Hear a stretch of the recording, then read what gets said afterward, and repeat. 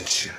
All right, second episode of Backatcha, the podcast where I innovate the podcast by making it about voice notes being sent back and forth between people instead of about anything else.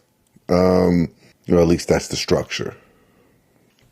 So last night was a fun night. I had my second Flash style battle, which is where two people compete writing Flash fiction with the same prompt against each other, with the understanding that someone's going to be picked as the winner between the two writers. I invented Flash style last year when I think I got 3 rejection letters for the first sort of story song in my manuscript, Fat Like Raymond, a story that I first wrote 20 years ago. I think I got 3 rejections in 1 week from a journal, and I was taking a long walk in the summer last year, and I was thinking about just the amount of anger I had at all the rejections. And, rejection's part of life. In business, you deal with rejection a lot. In art, you absolutely deal with rejection a lot. And I think even super successful artists deal with rejection a lot. So it's not really, rejection is not something that there's really a path towards a lot of empathy necessarily from artists, because there's just so much rejection. It's part of the field that I think it's harder for people to feel necessarily a lot of empathy for rejection. But so the rejection is not necessarily what got to me as much as it was just this feeling of there's no information. I'm getting rejected from this black box. What's fascinating to me about the journal submission process is they've made it smoother so you can pay easier, but they've done nothing to innovate or improve in the last 70 years, nothing substantial to improve the experience for the customer. And let's not be confused here. The customer for these literary journals are writers who don't get accepted, are writers aspiring to get into the journals. And there may be a few tiny people who were in the journal that read it because they were in it. And even a lot of people in journals don't read the journals after they're in them, or even the journal they're in. They don't read anybody else.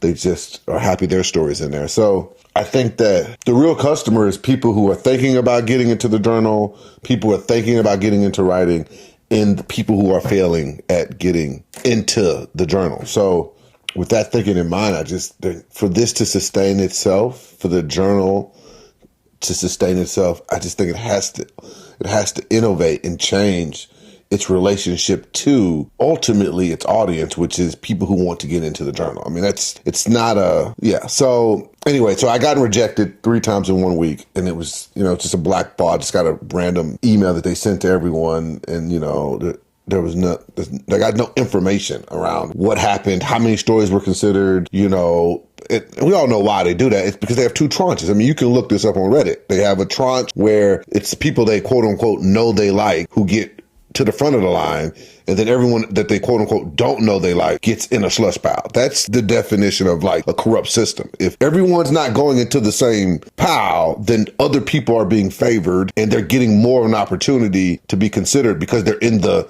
already know they like file or folder or whatever line of, it's like a bank. If you know that you can get, and it's yeah, I know you. Yeah, you're the people I like, and everyone else, they're in the line, they're not getting their loan. That's not a great system in my opinion. So anyways, that's how I ended up starting Flash Style.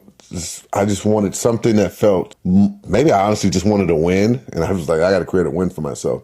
And but deeper than that, I wanted to create something that there was a way to say and understand and analyze and think about why one story over another story. Because that's ultimately what's happening with a journal, right? They're just picking one story over another story. Honestly, it's not fair how that's happening as I just described, but at least with this, it's making more explicitly clear what's happening. One story over another story. The audience is the editor that decides which story would have gone forward. And that's the way I think about it. And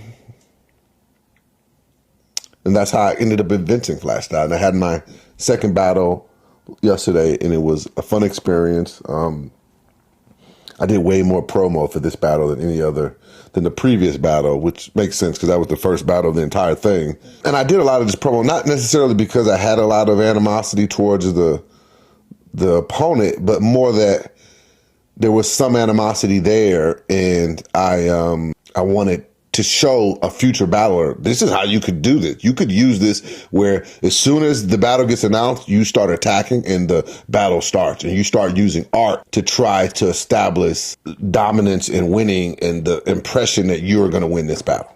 So anyways, that's what I did yesterday. This podcast is coming out the following week.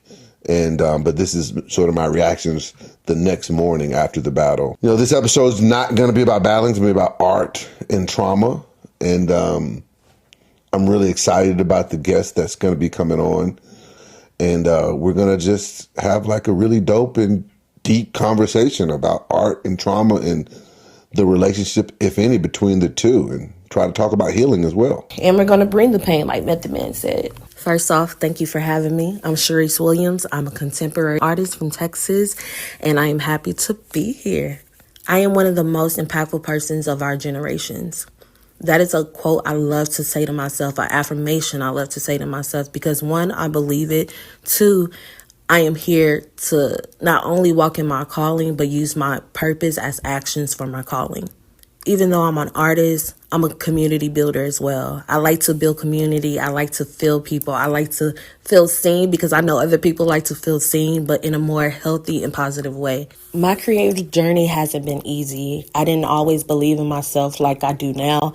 I didn't always have the confidence. And honestly, I don't always have the confidence today, but I still get up and I still do the things that I don't have the confidence to do. And sometimes art can either take that away from you or it can give it to you. And for a long time, I didn't believe I had the abilities or the skills to be the person that I am now. But honestly, I am grateful that I had the courage to do it anyway. I believe my art is a mental playground for society, culture, and just life itself. I like to show authenticity within my work, but I also love to showcase what it's like for young Black people like myself in this world, especially America. But I like to do that in a very abstract and a contemporary way. My art isn't so people depicted, but it's also a depiction of people. At the end of the day, I'm doing this as a reflection of myself, but also a reflection of my culture. The main thing that I like to reflect within my art is spirituality, and also a connection to surviving abuse, because that's one thing that I've survived, and having that be a reflection within my art, it's a powerful tool. It's something that really created me into this person. It really elevated me into this person, because I've already was this person and I just didn't believe it when I was younger. So with that being said, that's an introduction to who I am. I'm a person who loves to build things. I'm a person who loves to create. I'm a person who loves to make things by hand. When it comes to the industry and how they use the pain to get our attention, I think it's a pro and a con. When it comes to award shows and how they use it to put competition against people, that's a negative side of it. That's a con. That doesn't bring value. It just brings nothing but gaslighting success, or success gaslighting. I'm a screenwriter as well, so I completely understand using emotion and using pain and trauma as leverage to tell stories. However, I do understand the representation that it takes to tell these stories. Representation isn't competition. Representation is representation. It's looking, it's feeling, it's seeing, it's having all of those senses and more on screen. When it comes to auditions and ratings and streaming and all of that, that's another form of competition when it comes to the entertainment industry. And that doesn't necessarily bring good energy, but it works because we get to see these television shows and we feel. I'm big on that. I like to feel based off what I'm watching, and on screen things. I love on screen, but don't get me wrong, I understand the difference between exploiting my culture and telling the history of my culture. I'll even take it a step further. When it comes to highlighting artists or creators within fame in Hollywood, they love a struggle story. They love to see the trauma in order for us to have some type of success. They love to see the rags to riches. I wrote about this earlier. They love to see something go from a struggle to happiness. And sometimes it does take that because of the life that we live. We live in such a negative oppression, let's say, society, to the point where you feel the need to go that way. And I always throw shots at the industry for their exploitation when it comes to pain and shit like that. It's because I feel like it's not a serious intention. You know, they want us to battle. They want us to have they want us to have something to say, but they don't want to support it until everyone else is on the bandwagon. And it's like, we need your support to get everybody else on the bandwagon. The connection between art and trauma is very clear because the only answer and solution is healing. A lot of people are hurt people, so we have a universe or a world of people just hurting the hell out of each other. Therefore, when we create art, we heal the world. On another hand, a lot of people love to express themselves or express their trauma through art because that's the only way to feel maybe seen, or it's the only way they think to heal. And in most cases, I believe art heals in any form. So when you have an artistic lifestyle, you create this bond and this connection that allows you to grow and heal. And it's a beautiful thing when you take that step. I would say another connection is people remember trauma and people also remember art, especially impactful art and especially impactful trauma. So when you bring those two things together and they merge, they create such a powerful experience, but it also creates a beautiful healing. And if we're being real, my trauma, and I have a lot of it, okay? My trauma is something that is a big connection to my art. I am actually maybe in a toxic way, I'm inspired by my trauma. My trauma actually helps me create the art that I create. But it also helps me to heal. Well, the art helps me to heal, not the trauma. I'm a big believer in triggering things. I like to, it sounds so fucking toxic when I say it out loud, but I love to trigger the hell out of myself. And I love to trigger my audience, and I love to make people feel maybe just a little bit of what I felt when I was younger. And not in a negative way. I want you to just experience my life while I'm creating life for you. So I hope that makes sense. I'm a Scorpio with the Aries moon and a Virgo rising. So to me, trauma kind of gets you going, but I don't necessarily think you need trauma to be a great artist. However, when you aren't afraid to walk through the fire and go to the other side of whatever's on the other side, I feel like that is what makes you a great artist. That is what makes you impactful, because you're not afraid to feel what most people are afraid to feel. Even though they feel it anyway, they're just scared to feel it and say that they feel it or make art about it. And that's a problem, because without an artistic lifestyle, we really have nothing. Being the creator and founder of Artstack on Substack, I am so happy to have a community who understands what art looks like for artists. It's a place for art to create art. And I love that. We're doing things that make us feel happy, but we're also doing things that scares us. One of the reasons why I created Artstack, because we wasn't feeling seen. And when I say we, artists, visual artists, people who make visual content with their work, didn't really feel seen on Substack. And I felt it. I felt it very hard. And in my nature, in my purpose, in my calling, I had to go ahead and coin that. And I did it, and it was one of the best decisions that I've made thus far. I grew up listening to 90s hip hop, so I kind of had a hardcore exterior about my childhood, my personality, and who I was at the time. And the person that made me fall in love with hip hop was Nas. That was the first person that ever made me feel like hip hop is a thing. So when I heard his music and heard his pain and his voice, but in a more sultry type of way, like he's not letting it hold him back type of way, I think that is what inspired my art to be what it is. And now I'm more of a Rakim type of lover because I understand where Nas get his juice from. But with Rakim, he's more of a positive person, but don't get him started. He can be Ice Cube if he wanted to be.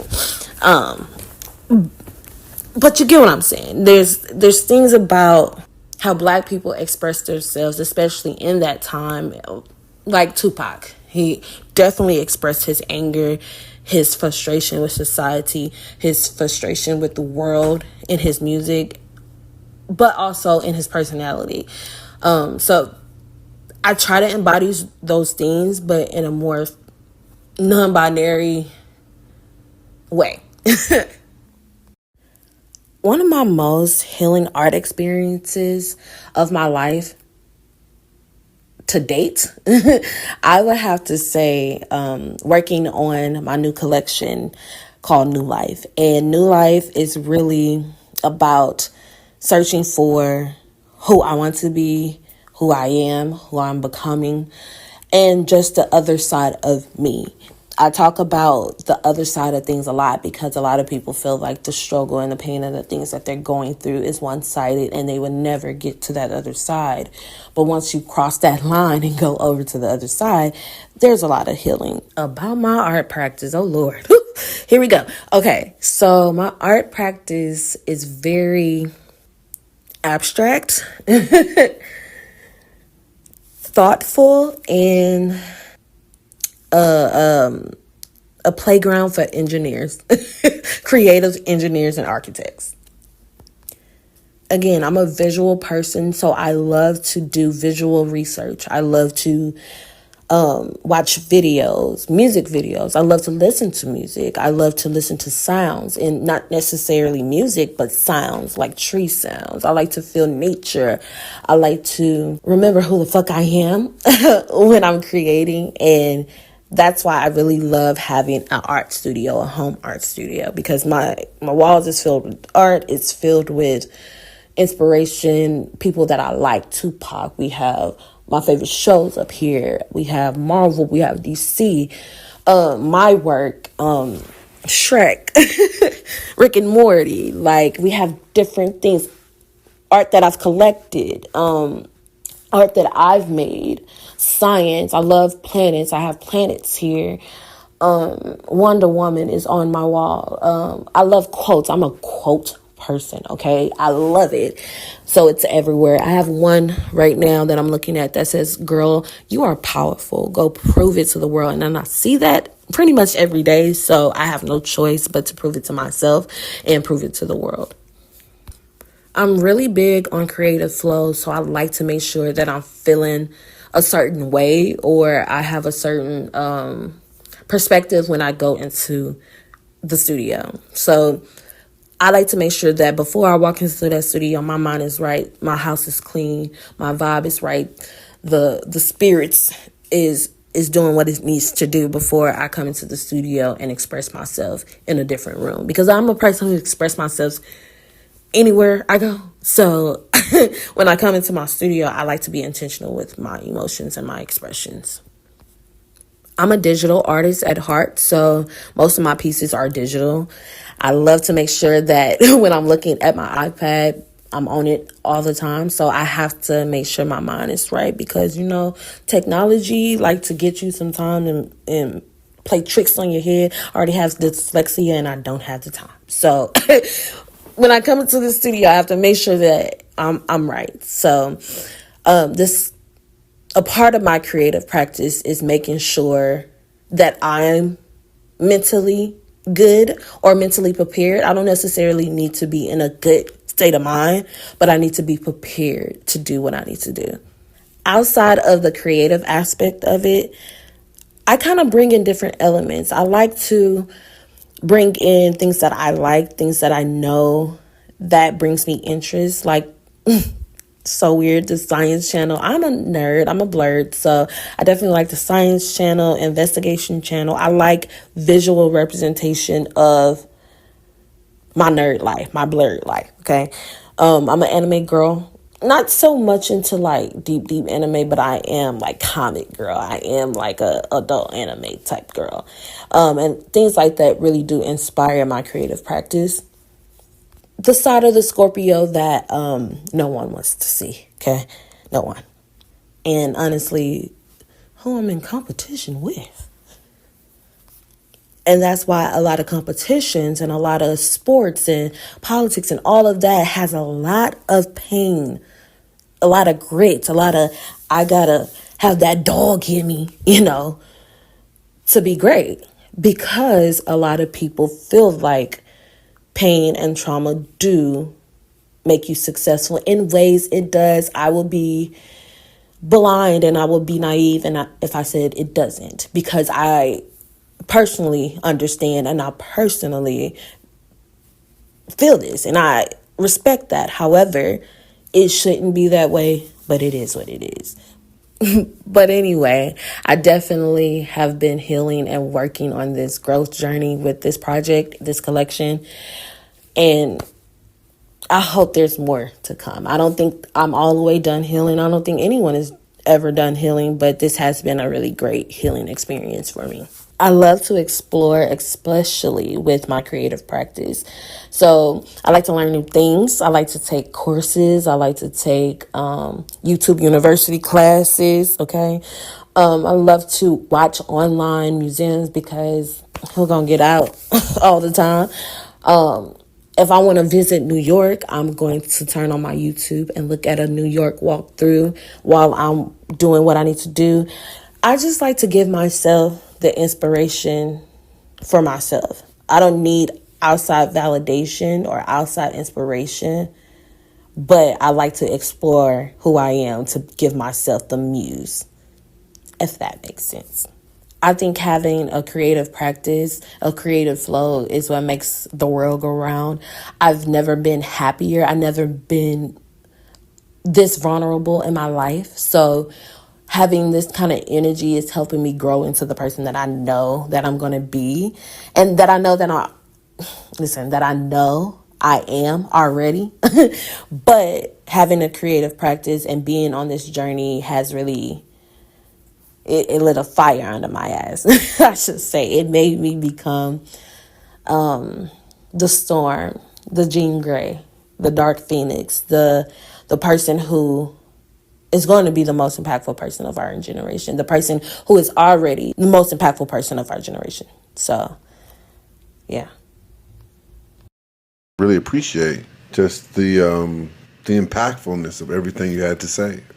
The thing I really wanted to hone in on and get some additional feedback from you, some additional thoughts, was one of the most interesting things about listening to you talk about art and suffering and trauma is that it's like you both identify the industry as glorifying trauma while also personally admitting that trauma is a part of your art practice, and triggering feelings of trauma in other people is even potentially part of your art practice. And you also feel that life shouldn't need trauma to have happy places, but also that life can't always be about happiness. The reason I ask is just we as artists carry so much and deal with so much trauma that to think of it as this necessary thing, but also this unhealthy thing, it just speaks to a paradox that we all struggle with as artists is these different paradoxes, and that's something I think a lot about.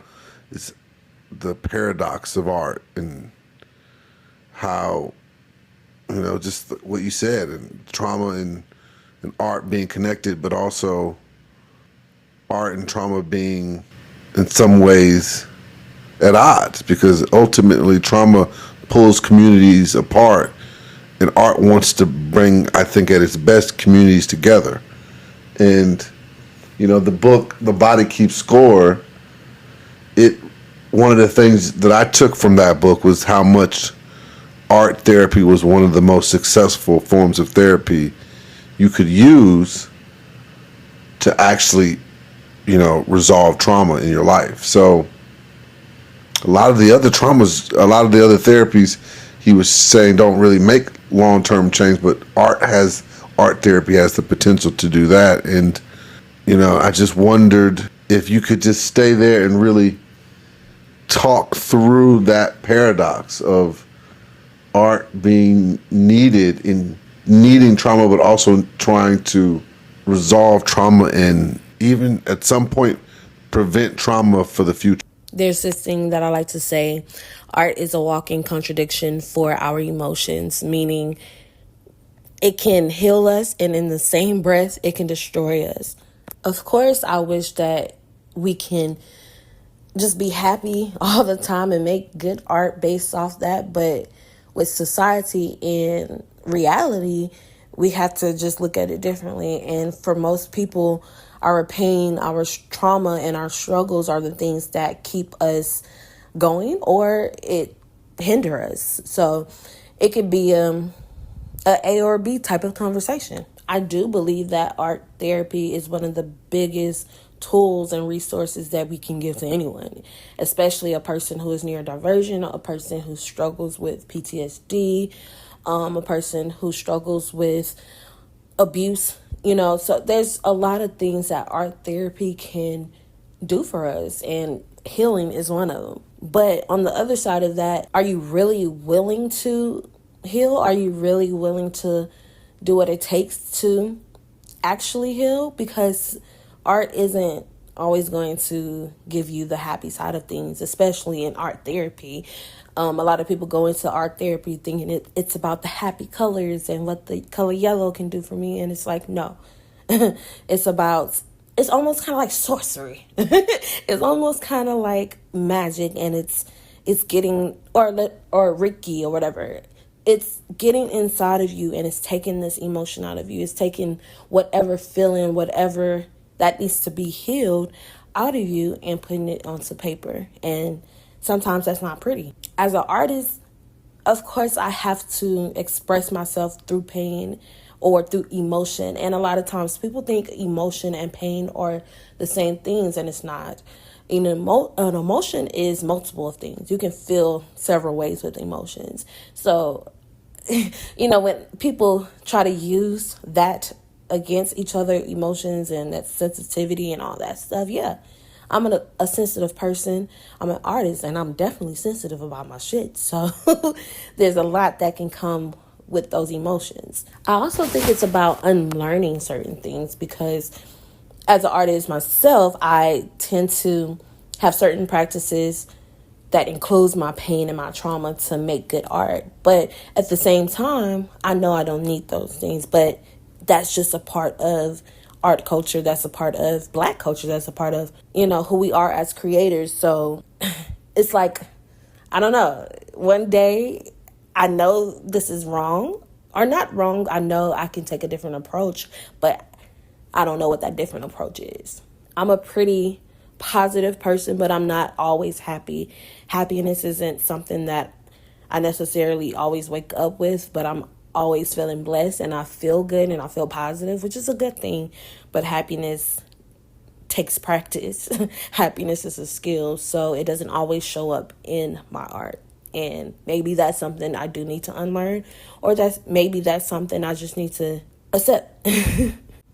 I also think it's about looking at pain and trauma differently. I know I spoke about this earlier, but having a certain perspective and a certain energy about the things that you've been through and acknowledging those scenes and using it for something good, then you can practice art in a more healing way. Then maybe the positive energy will come out in your work differently.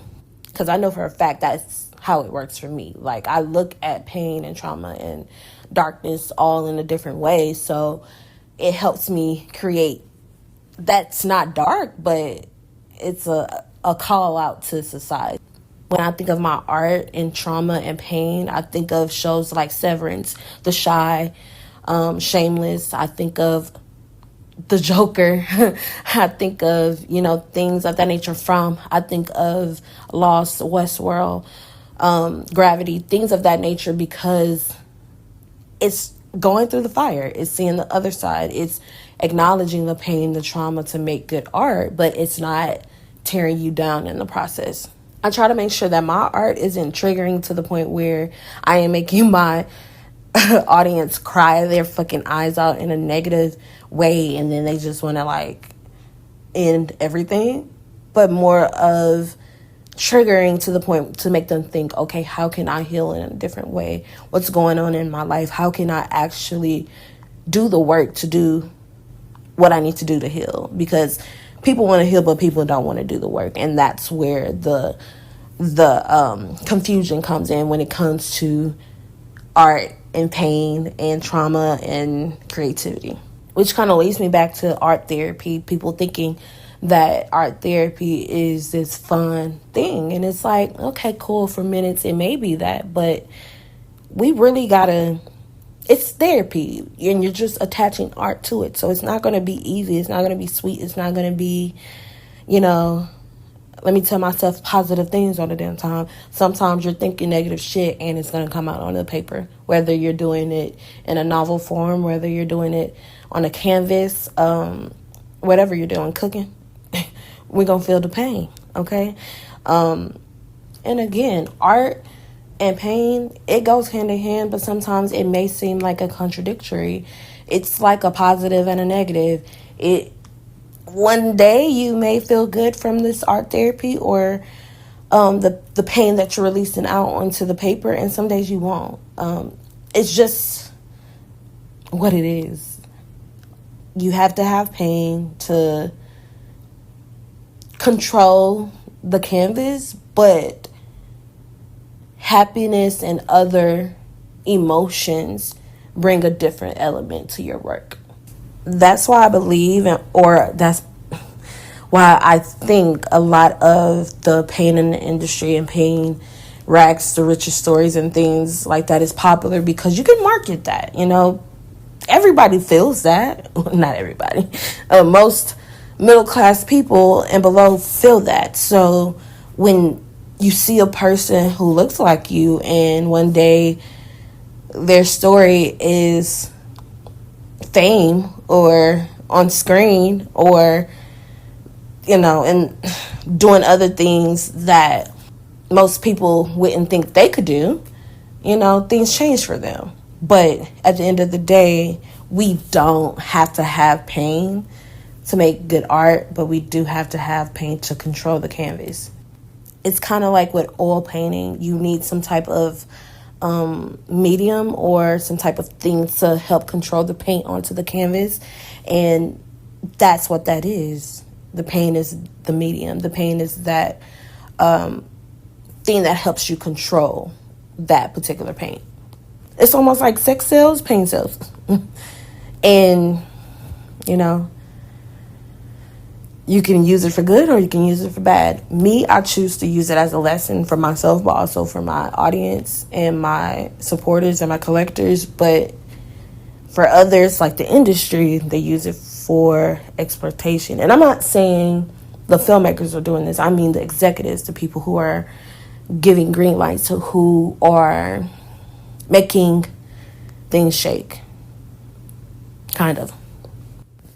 Honestly, I think we all are going to just have to accept the pain that we have, the trauma that we have, and just switch the script, flip the script and let people know that the pain doesn't make me, but the pain does help me create beauty. It does help me create life. When you give birth, there's pain, okay? So I guess with giving birth to art, there's also pain. All right, so yeah, I was just going to cut in here because I'm not 100% sure what the difference is between controlling the canvas and making great art. So I feel like Cerise is creating a difference between the two. And I get the metaphor with the oil in the canvas. I'm not sure I 100% see the metaphor all the way through, but I get that she's trying to reconcile this paradox. I don't know if it can be reconciled or how to reconcile it, but I guess some would just say you don't need pain to make great art. So for them, there's no paradox. If one acknowledges that there does seem to be a connection between pain and art, I don't know how you reconcile it. And I don't know that creating a distinction between, I guess, controlling the canvas, which is, I guess, mastering the story, and just creating the story. I don't really 100% see the difference, I guess, other than if one is saying to make great art, you have to have gone through pain because you have to be aware of the way that you're using the artifices to affect the emotion of the consumer of the art. But yeah, I definitely think this was an interesting dichotomy to explore, and I wonder what other people will think, whether they'll see a connection between pain and art and trauma and art, and whether they'll see, and I guess you could say like a comedy isn't about trauma, but I would say, yeah, they usually are. I mean, I think if you really look at a comedy, I can show you a trauma, so at least the great comedies I can think about. I mean, I don't know how to give you an example of one. There's so many different comedies. I don't know what audience I'm thinking about when I'm choosing the example, but I just think that's true. So I agree that art therapy is powerful, if not always controllable. I mean, I go to therapy. I appreciate therapy. I think therapy is important and a helpful tool in the toolbox of life. So I'm definitely pro therapy, and I definitely think more people should try art therapy, and that art and therapy have yet to be fully maximized by the marketplace, by society. I think the value of bringing those two together have yet to be fully maximized, I guess I think in economic terms. But yeah, so I do think that there is a healthy amount of money and an investment that can be made creating more happiness for people by helping them learn how to place their trauma into art and to ultimately, ideally, let the trauma go. Because creating art, I think, away from expressing a past trauma, creating art is also trauma in itself often. Not even thinking about the industry and the fact that it has like a humiliation routine around how it treats its creators. The money and the capital often treats the artists in a way that is like recreating a humiliation routine. But I do think, I talk about The Brutalist later. I think The Brutalist does a good job of showing that. But just making a piece of art is often traumatic in the sense that you have to let it go. You go through so much time and effort to create something, and then ultimately to let it go, to let it exist outside of your control, and let other people give it meaning, and let other people change it and affect them in ways you never imagined, and give it a life that you never imagined. And I think people who create art know often there's a sense of sadness that comes with the completion of a project, no matter how successful. And I think that's part of the trauma of creating art that artists go through. So I do think that's real. So Brock gave me the idea of doing commercial breaks, and I was going to do all like skits for the different commercial breaks, but this is already taking up a lot of time, the editing and putting together the podcast. So I think that I'm not going to do the dramatic advertisements, but I'm going to shout out a few people. I think Some Flux Volume 2 is coming out, I think, Sunday, February 9th. If not then, very soon. So Some Flux is a magazine on Substack and has a lot of great writers. So check out Some Flux.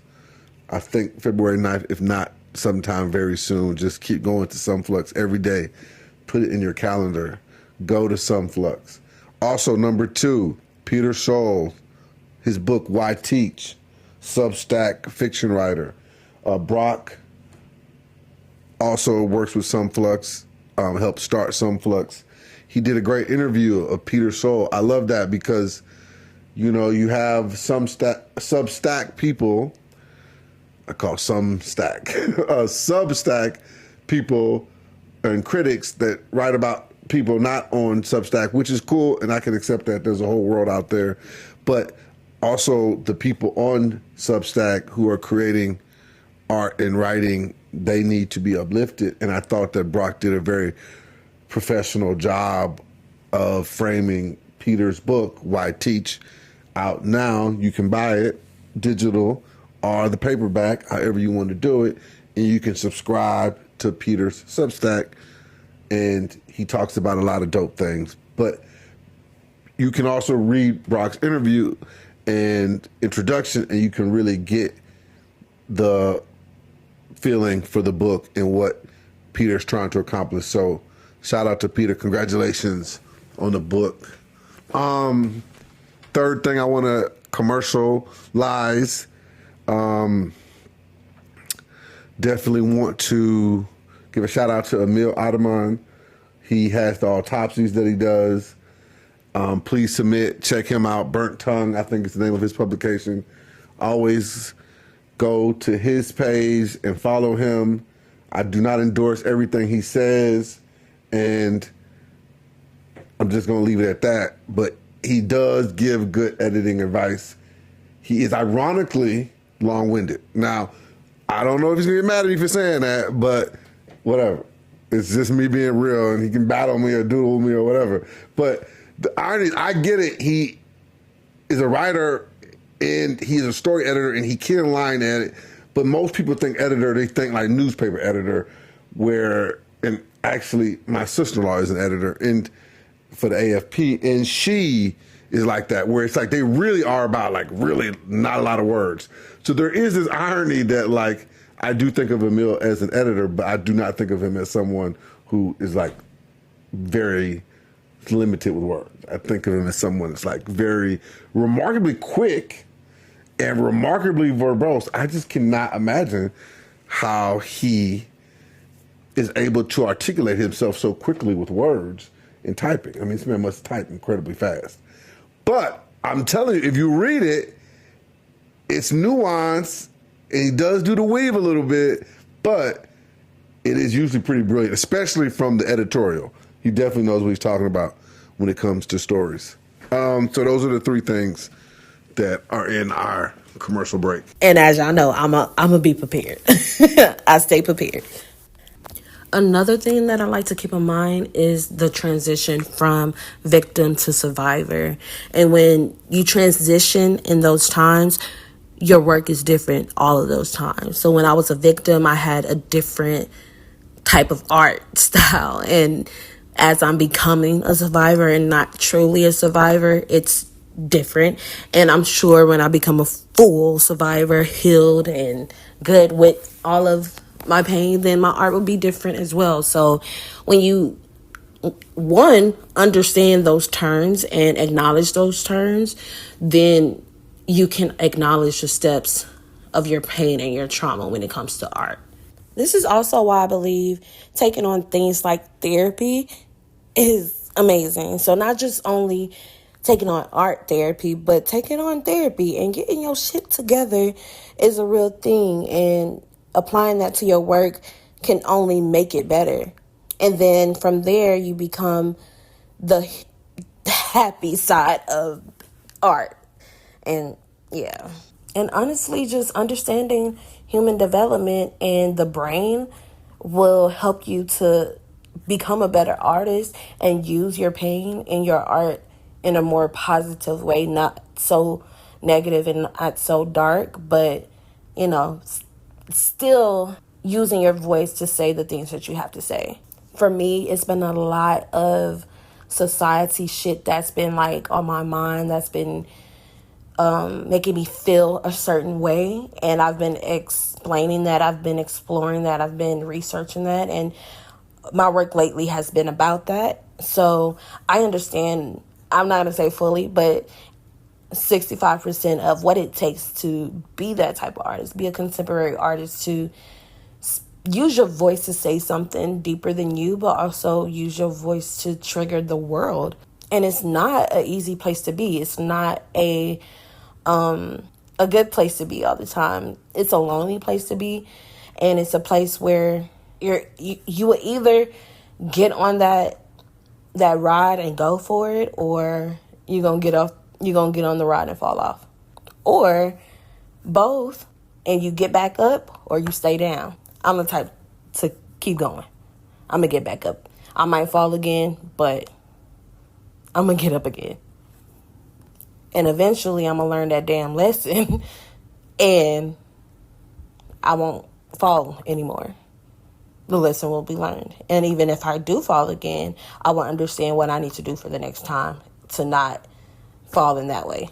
I hate to be this person to bring this up, but, you know, a lot of people hate Tyler Perry for the trauma, the pain, and the things that he talks about when it comes to black women and, you know, even black men. So, and to a certain extent, I definitely understand. I get where you're coming from. But as a person who's been through a lot of the things that he talks about, I appreciate it because I feel like someone is listening. Finally, I feel like someone is willing to call this shit out. But not everyone is going to see it in that way. Not everyone sees pain as a thing to overcome. Not a lot of people can walk through the fire to heal. Some people just want to heal. And for a girl like me, a Scorpio like me, an Aries moon like me, it doesn't work like that. I have to dig deeper than the surface level. I have to go to the darkness. I have to go through the fire in order for me to get to the light. And that's a journey I know that I have to take, but that may not be the journey that someone else has to take. Either way, this is another testament of artists needing to use their voice, needing to say something, needing to be free, but also activate that pain, that trauma in order to really be free. And that's okay. You don't have to live out the pain, but work that pain out. Settle the pain. You know, drink some water to let it go down, and then we can really heal. But if we are afraid to create, if we are afraid to cry, if we're afraid to feel, if we're afraid to showcase these emotions, then the pain has trumped the art. And then you're no longer living an autistic lifestyle. You're just letting the shit get to you and you're going downhill. And now you really need therapy. But overall, if we allow ourselves to feel, we can heal. I just want to say thank you for having me. This experience was different. I love having these type of conversations. I don't get to have them often, but when they do come around, I do appreciate them and I cherish them in my heart. So thank you so much for this opportunity. This is a good thing. Keep going. And yeah, I'm out. So just wanted to say thank you, Sharice Williams, for doing an incredible job. And this is, I feel like, incredibly blessed to have your content, to have you as my first, full-on one-on-one back at you interview, second episode, but the first one-on-one episode. I feel blessed to have you, and thank you for making time. Spoiler alert, the brutalist, Emilia Perez. Spoiler alert, the brutalist, Emilia Perez. So this weekend, I basically saw two movies that are up to be nominated to be to win Oscars for Best Picture. One of them was The Brutalist. The other was Amelia Perez. So Amelia Perez, I watched at home with Rosie, my wife, and we kind of stopped 60% through it and went like a week and a half and then watched the other 40%. And when I watched the other 40%, I kind of knew what was going to happen because I talked to actually somebody I know through the Substack universe, Brock, and he kind of told me what was going to happen. So, I mean, I don't really blame him. We were just talking about the film, and, you know, I maybe wasn't even going to finish it until he told me what happened because I wanted to see, did I agree with his opinion on how what happened played out. And then The Brutalist, you know, everyone had been talking about. So The Brutalist, I thought, you know, it was one of the best cinematography I'd seen in a film ever. And, you know, I thought it did an incredible job.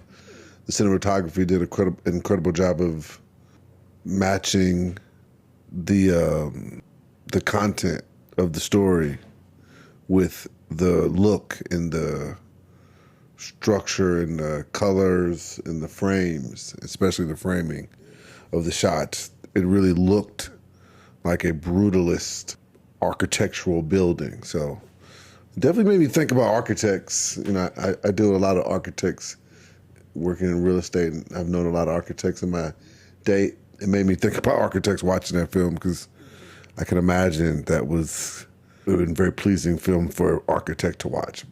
I thought the acting was incredible. I thought Adrian Brody, you know, this is definitely, you know, his bread and butter. He was definitely in his bag. You know, he was definitely Jordan Game 6, give me the ball energy. And I appreciated that. And I appreciated having like a great actor with a great role to match their talents.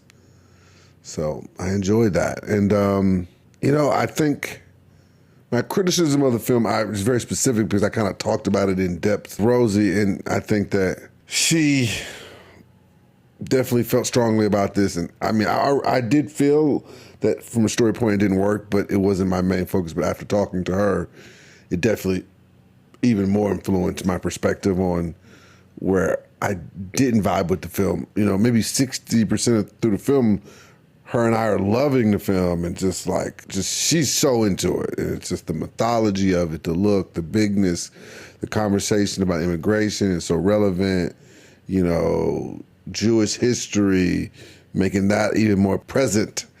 And, you know, the conscious was amazing and in a very compelling humanistic way. I think that where it lost me a little bit was with the rape at the party in the caves of Italy or whatever. I definitely felt weird about it, and then Rose definitely felt that there was something that felt voyeuristic and out of place about it.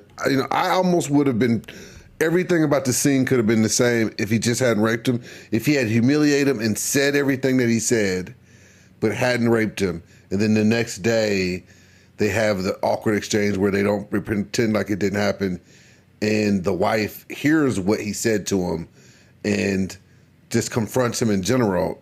I don't think he should disappear. That whole thing, I thought that the film started falling apart at that point to me. But I thought that was too much. The rape there was too much. And it just hinted at another flaw the film had to me. To me, the wife had to come back earlier because she was so, to me, the most powerful scene in the movie is when they're together in the bed when she first comes in and she's telling him about how she imagined him when she was going through the horrendous situation she was going through, how she imagined them together. And the wife-husband dynamic was super compelling to me. And it was so distracting. She should have been back earlier in the film. We didn't need the intermission. And we needed way more of them and more of his work as an architect and less of this. It's just like the story got distracted. It was compelling and Guy Pearce was incredible. But like ultimately the homoerotic rich family with the weird incestuous energy and you know, it just wasn't ultimately as. It's like we're obsessed with rich people as in Western society, and like the film lost a lot of. It went from like it could have. It's like an A minus. It could have been an A plus, because like what? Why are we spending too much time with it? Like, and then he gets lost and missing. It's just like, what? This is ridiculous. You know, if you want to make a movie about an aristocratic family, and it's like, it's too many things, and then it framed why are you sexualizing him so much that his cousin figure wants to sleep with them, and his cousin figure's wife wants to sleep with them. It's just the over sexualizing and othering of him. Just ultimately, it was too much, and it was a distraction. Where the most interesting thing to me was the relationship with the wife, the niece. Yes, the rich people benefactor, I get the plot, and he was interesting, but maybe 30% or less of that, basically none of the son stuff. The rich guy's son, I don't know why we spend so much time with him, but that was my thoughts on The Brutalist.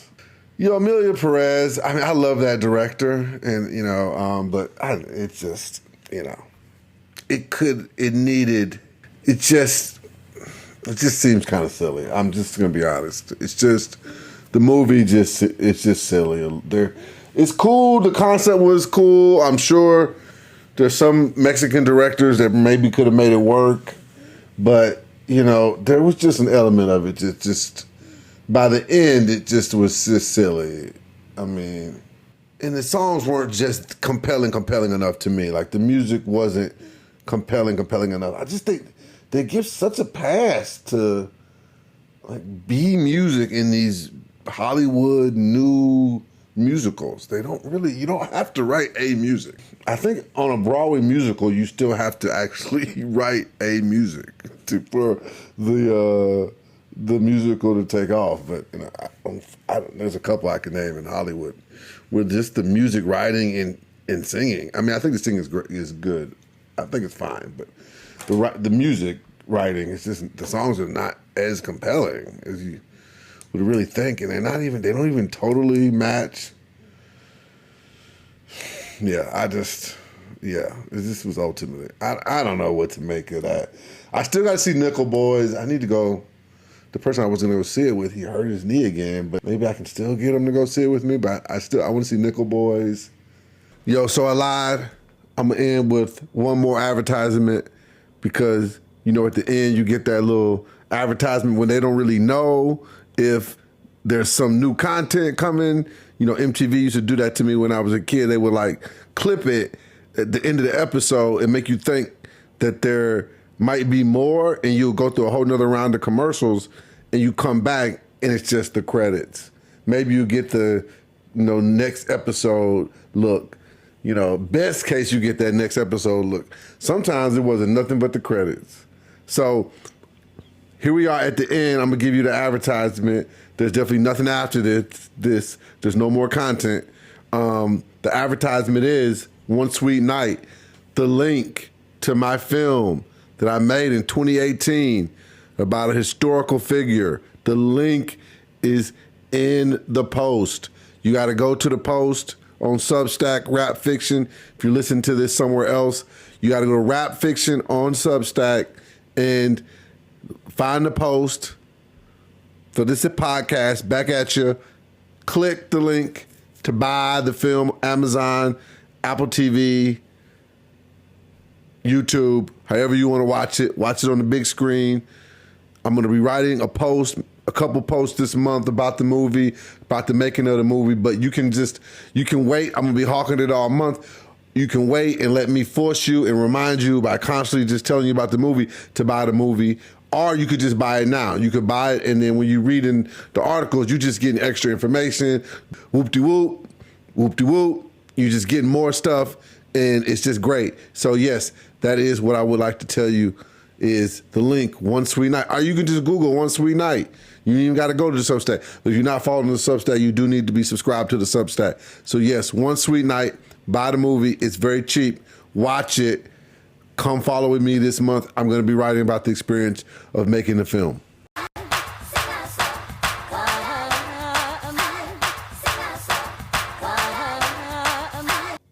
Backatcha.